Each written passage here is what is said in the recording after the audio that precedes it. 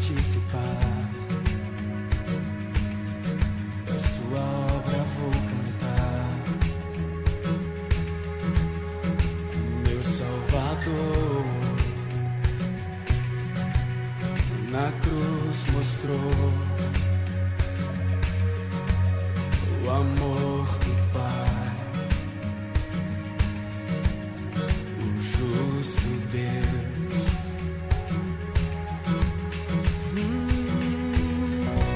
Pela cruz me chamou, gentilmente me atraiu e eu, sem palavras, me aproximo, quebrantado por seu amor.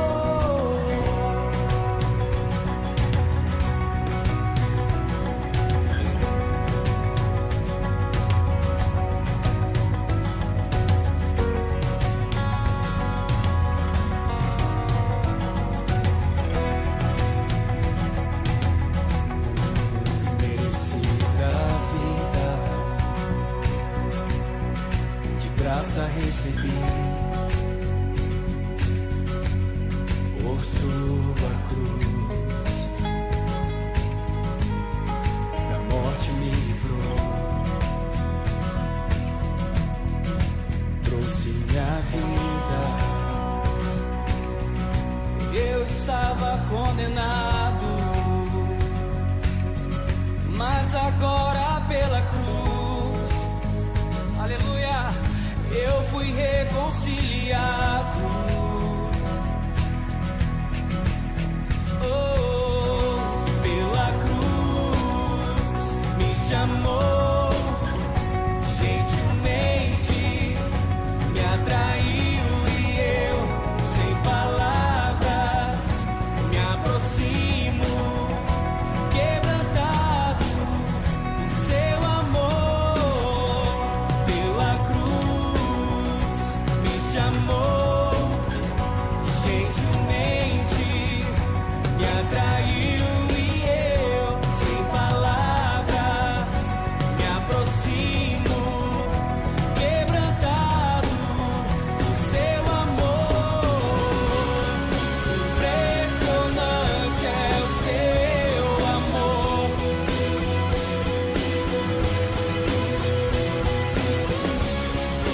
Me redimiu e me mostrou o quanto é fiel. Pela cruz me chamou, gentilmente me atraiu e eu, sem palavras, me aproximo, quebrantado por seu amor. Pela cruz me chamou, gentilmente me atraiu e eu, sem palavras, me aproximo, quebrantado por seu amor.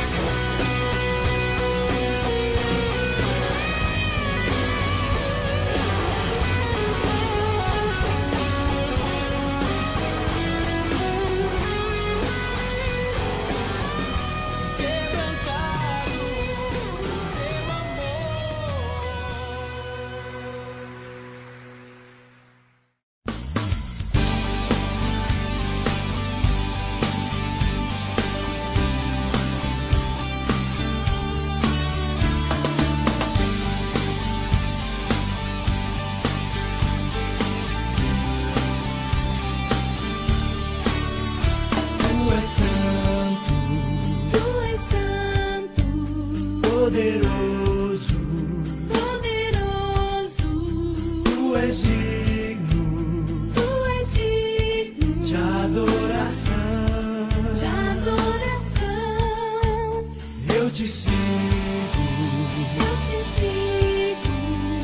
te ouço para sempre, para sempre. te amarei. Ele é meu Senhor, Ele é o Rei dos Reis, Ele é Pai de amor, poderoso Deus. Ele é Emmanuel, e aonde eu sou, Ele é o poder que me salvou.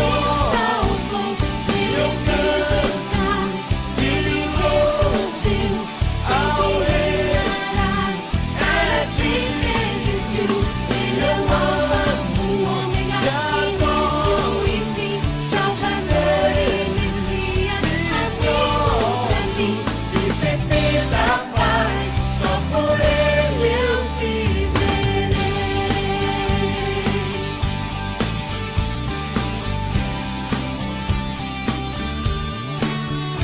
tu és santo, Tu és santo, poderoso, poderoso, tu és digno Tu és digno de adoração.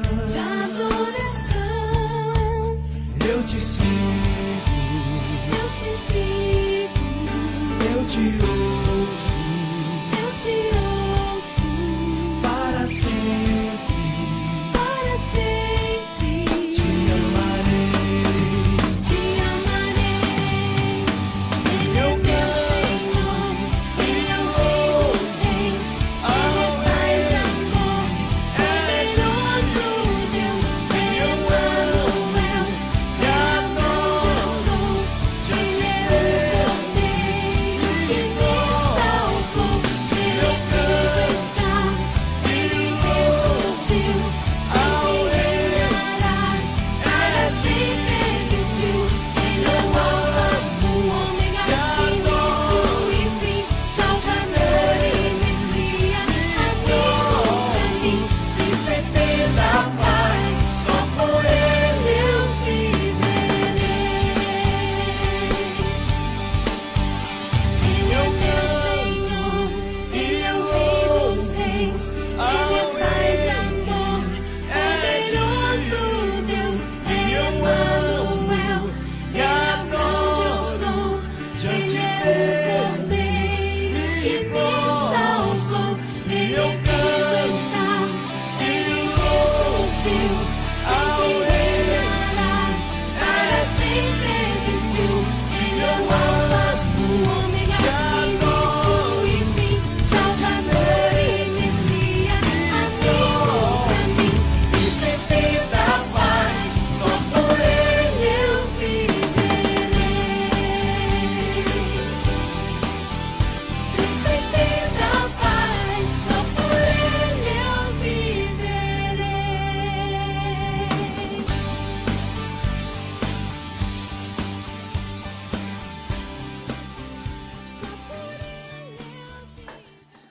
Olá, irmãos. Vamos mais uma vez juntos estudar a palavra de Deus. Eu quero mais uma vez também começar com uma oração. Pai amado, ajuda-nos mais uma vez. Nós te pedimos e suplicamos ao Senhor que use o seu Espírito para nos fazer compreender a sua palavra e aplicá-la nas nossas vidas. Foi Ele quem inspirou o apóstolo a escrevê-las e nós pedimos agora que, com a sua graça e pelo seu amor por nós, o Senhor permita que possamos entendê-la e aprendê-la e praticá-la depois. Esse é o nosso pedido que fazemos em nome de Jesus. Amém.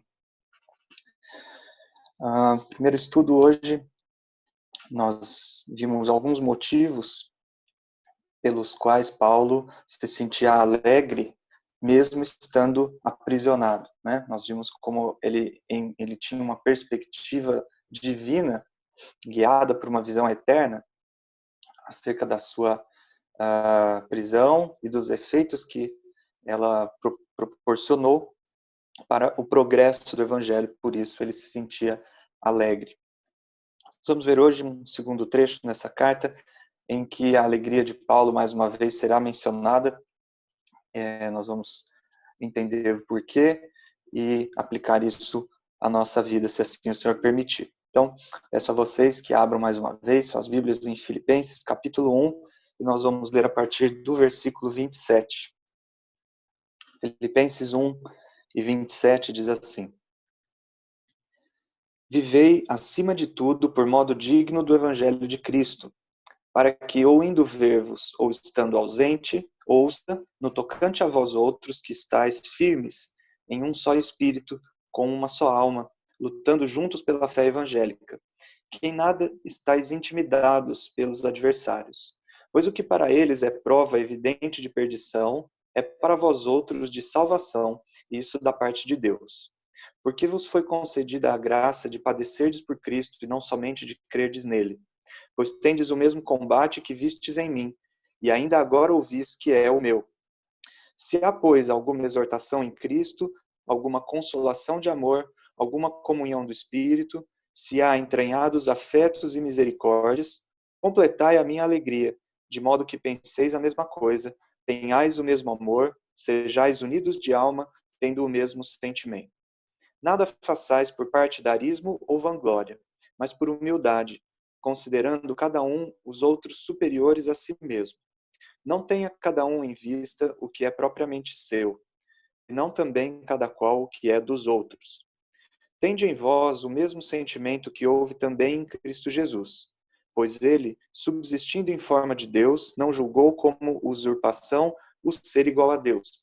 Antes, a si mesmo se esvaziou, assumindo a forma de servo, tornando-se em semelhança de homens, e reconhecido em figura humana, a si mesmo se humilhou, tornando-se obediente até a morte, e morte de cruz. Como nós já pedimos, cremos que Deus vai abençoar a sua palavra. Bem, Paulo começa no versículo 27 do capítulo 1, dizendo que os filipenses deveriam viver, acima de tudo, por modo digno do Evangelho de Cristo. Essa é uma expressão comum nas cartas de Paulo.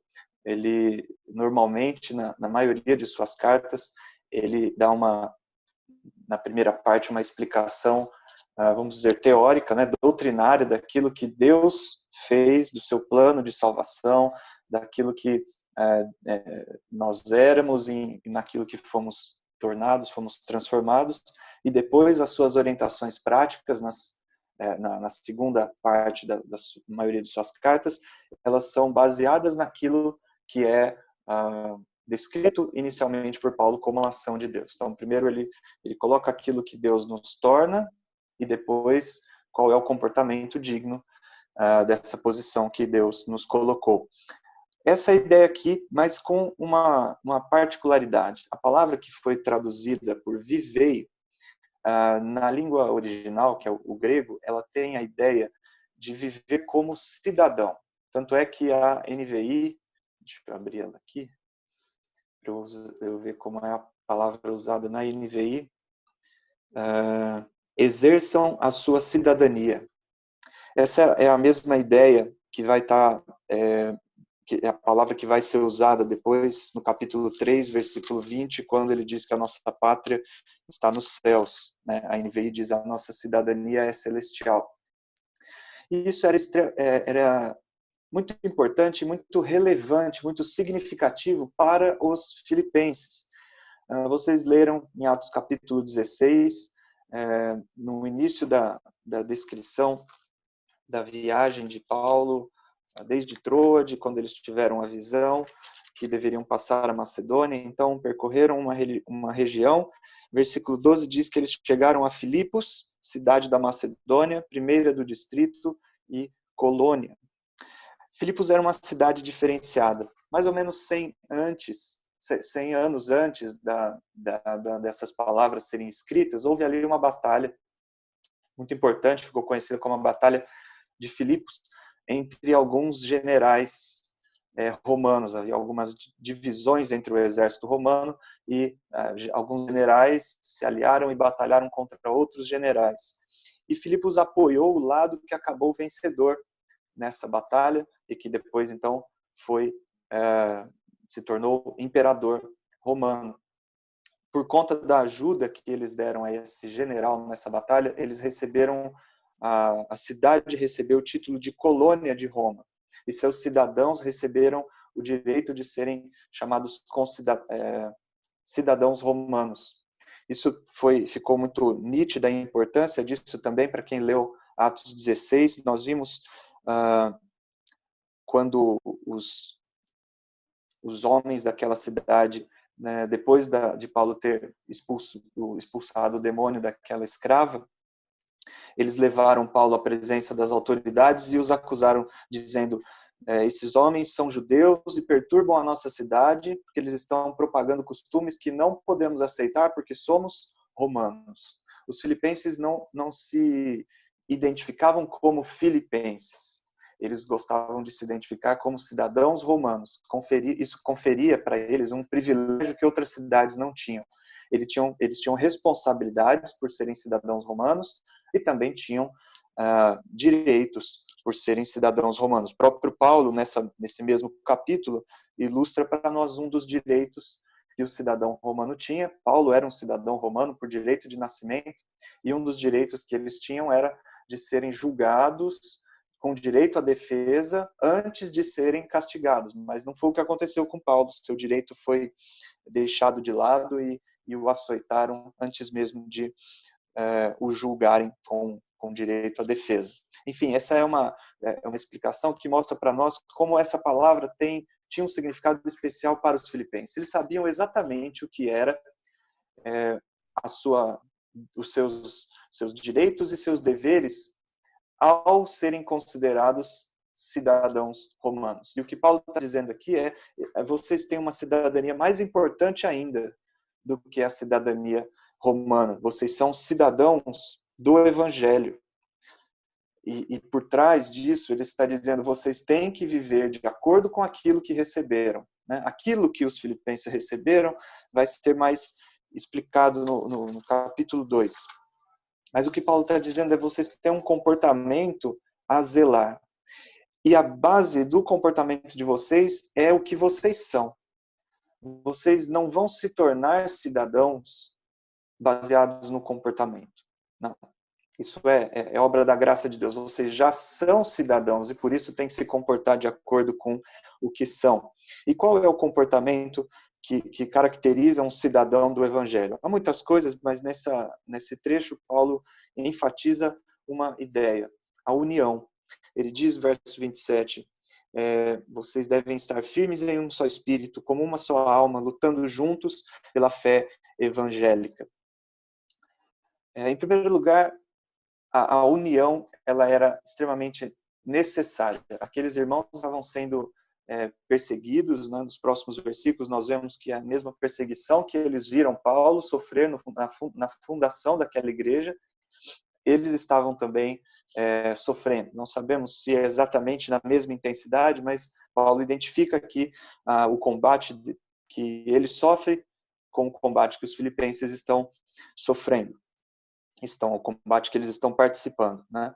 E isso mostra, então, que havia perseguição, havia dificuldades e eles precisavam se fortalecer através da união entre si para vencer essas dificuldades. Os inimigos externos seriam vencidos à medida que internamente eles estivessem fortalecidos, unidos. E essa união ela é espiritual, ela é doutrinária e ela é prática. Né? Paulo diz aqui, estão unidos, firmes em um só espírito, como uma só alma, lutando juntos pela fé evangélica. Então ela engloba todos esses aspectos, né? As questões doutrinárias da nossa fé, mas também a prática da união e do nosso testemunho frente àqueles que se opõem.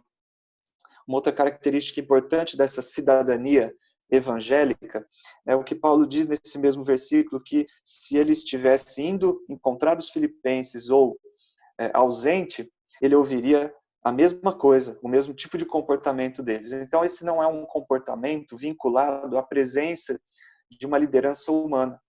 Viver como um convertido, viver como um salvo, como um cidadão do Evangelho, independe de estarmos diante dos nossos líderes ou não.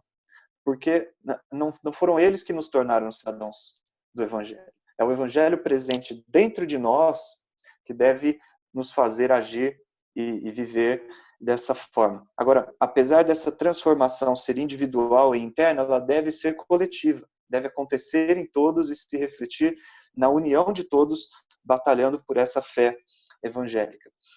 Por isso que Paulo diz no versículo 28 que enquanto eles estiverem unidos dessa forma, em nada eles vão estar intimidados pelos adversários. Não fica claro aqui nessa carta, não só nesse trecho, quem são esses adversários, se são apenas um grupo ou vários grupos diferentes, né?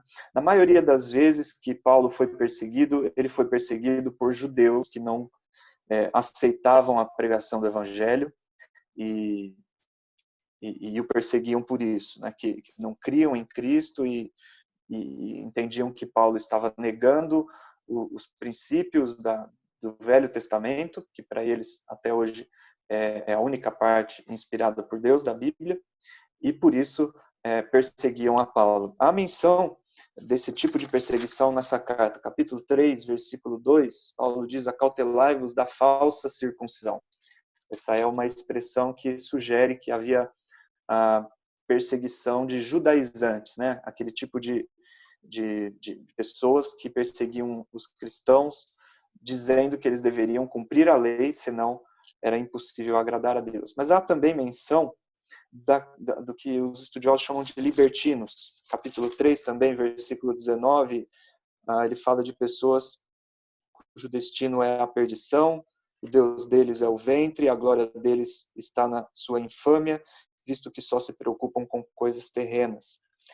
Então há a sugestão de um tipo de heresia que estava surgindo naquele momento, que pretendia enganar os cristãos, dizendo que por causa do amor de Deus, por causa da obra de Cristo, nós poderíamos viver de qualquer forma, sem nos preocuparmos com santidade e outros princípios assim, já que estava tudo pago por Cristo mesmo, poderíamos viver como quiséssemos, né? Havia também, parece, pelas palavras usadas aqui, esse tipo de oposição. O versículo 30 do capítulo 1 diz que Paulo tinha o mesmo combate, que os filipenses tinham o mesmo combate que eles haviam visto em Paulo. Se nós parássemos para pensar, Paulo em Filipos ele foi preso por uma perseguição de gentios e não de judeus, né? Quando ele, acabei de mencionar o trecho, quando ele expulsou aquele demônio da escrava, os que o perseguiram, a ele e a Silas, que estavam junto com ele, disseram que eles não poderiam receber aqueles costumes porque eles eram romanos. Então, especificamente em Filipos, ele foi perseguido por gentios. Porém, na próxima cidade, relatada em Atos capítulo 17, cidade de Tessalônica, lá havia um número maior de judeus e ele foi perseguido por judeus naquela cidade. O capítulo 4 de Filipenses, versículo 16, menciona que os filipenses ofertaram para Paulo 2 vezes enquanto ele estava em Tessalônica. Então, muito provavelmente, eles souberam da perseguição movida por judeus ali naquela cidade, assim como Paulo foi perseguido por gentios em Filipos, né? Se nós pararmos para pensar que Paulo diz no versículo 30 que esse combate ainda hoje é o combate dele, ou seja, no momento em que ele está escrevendo, ele estava preso em Roma. Então, preso por gentios. Porém, quem o acusou e quem o entregou aos romanos foram judeus, né? O livro de Atos conta como foi por causa da perseguição dos judeus que ele acabou preso entre os romanos. Enfim, o fato é que não há certeza de quem eram esses adversários que Paulo enxergava na sua vida e também ameaçando a igreja de Filipos. De qualquer forma, eram adversários externos. E o ensino que Paulo está deixando claro aqui é que só há força para combater esses inimigos externos quando houver união entre os irmãos. Agora, a união entre os irmãos, mais uma vez, nós vamos ver, ela é baseada naquilo que Deus fez. Então, antes de tudo, a força vem de Deus, mas ela vai se manifestar na união que deve haver entre os irmãos para então estarem prontos para combater esses inimigos externos. Fossem quem fossem esses adversários, o sofrimento que estava sendo infligido infringido nos cristãos era uma evidência de uma diferença fundamental entre os filipenses e esses adversários. O versículo 28 diz que o que para eles é prova evidente de perdição, é para vós outros prova de salvação. Isso significa que os adversários olhavam para os cristãos e viam o seu sofrimento e enxergavam naquilo uma prova de que eles estavam errados. Como é possível pessoas que dizem ter um Deus tão poderoso e diferente dos demais deuses sofrerem tanto? Como é possível esses seguidores desse Deus sofrerem dessa forma? Para eles, isso era uma prova de que os cristãos estavam enganados. Mas, ao contrário, Paulo diz que para os cristãos, o fato dos seus adversários os perseguirem era uma prova de perdição dos adversários, e o fato de que eles sofriam era uma prova da sua própria salvação. Por quê? Porque diz o versículo 29, vos foi concedida a graça de padecerdes por Cristo e não somente de crer nele. Essa perspectiva de que nós não apenas podemos crer, os filipenses não apenas criam porque tinham recebido essa graça de Deus, mas também a graça de padecer, de sofrer por Cristo. O que significa isso? Significa que nós não merecíamos ter a oportunidade de crer, mas Deus nos deu. Mas a eles, aos filipenses, ele estava dando uma outra oportunidade, não apenas de crer, mas a oportunidade de sofrer. E isso era visto como uma bênção para eles. Por que isso era visto como uma bênção? Porque assim eles estavam se identificando com o Salvador no qual eles diziam crer. Quando eles criam em Cristo e os seus passos eram os mesmos passos de Cristo, nós vamos ver essa ideia ao longo de todo esse trecho que lemos. Cristo, ele foi o exemplo de humildade. Cristo, ele se esvaziou. Cristo, ele esteve disposto a sofrer pelos outros. Então, quando o cristão cria no Messias, Jesus Cristo, e participava, por causa de sua fé, dos passos de sofrimento que antes tinham sido os passos de Cristo, ele estava se identificando com o seu Salvador. E isso é algo que nenhum de nós e nenhum dos filipenses merece. Essa identificação com Cristo é um privilégio. Por isso, Paulo diz aqui, é uma graça que vocês receberam. Não só de crer, mas de padecer por Cristo. E o final do verso 28 diz que isso vem da parte de Deus, por isso é graça, não é algo que nós merecemos, mas é algo que Deus nos deu sem mérito algum. Essa era a diferença, essa era a razão, a perspectiva, a maneira de enxergar a situação que deixava clara a fundamental diferença entre os adversários e os filipenses. O mesmo sofrimento que para uns era visto como uma prova de salvação, prova de identificação com Cristo, para os outros era visto como uma prova de que aquela ideia era falsa, aquela religião era falsa, por isso é que eles estavam sofrendo. Mas, pela graça de Deus, os filipenses puderam entender o motivo real e a importância, então, o privilégio que era sofrerem por causa de Cristo. Por isso, Paulo está citando essa realidade para que, antes de pensarem na união entre eles precisam entender a sua união com Cristo. Eles estavam crendo no Salvador. Eles estavam se identificando com esse mesmo Salvador. E a prova disso é que, assim como esse Salvador sofreu, eles estavam sofrendo. Antes de se enxergarem como iguais aos irmãos, eles estavam se enxergando como unidos a Cristo. A união com Cristo é a base fundamental da união que deve haver entre os irmãos. E é exatamente o sofrimento que deixa claro a nossa união com Cristo, porque nós não vimos Cristo em glória ainda. Nós imaginamos pelos relatos bíblicos, nós não podemos pensar em como seria a sua glória, mas à exceção de alguns poucos apóstolos, nem mesmo os filipenses haviam visto Cristo glorificado. Mas todos eles sabiam do sofrimento que Cristo havia padecido. Então, quando eles estavam participando desses sofrimentos, isso era para eles uma prova de identificação com o seu Salvador. A fé deles seria evidenciada pelos mesmos passos que foram os passos de Cristo: sofrimento e humildade.